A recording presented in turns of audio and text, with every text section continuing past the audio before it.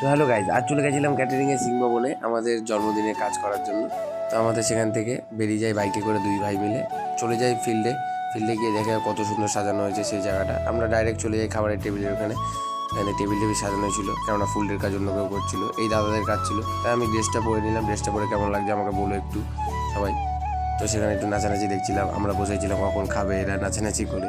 তা আমি যাই ওখানে কফি খেতে চলে যাই, কফি খেতে তো কফি খেয়ে চলে আসি।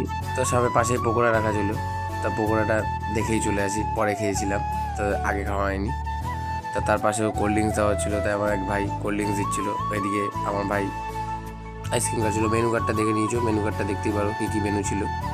তো আস্তে আস্তে শুরু হয় ব্যাচে সবাই বসতে চালু করে, আমি আমার মতন খাবার দাওয়া চালু করি। তো লাস্ট ব্যাচে আমাদের আবার ভিডিও করা হয়, কারণ আমি এতক্ষণ ভিডিও করতে পারিনি। সব শেষে আমিও খেয়ে দিয়ে উঠে যাই। আবারও দেখা হবে তোমাদের সাথে নেক্সট ব্লগে।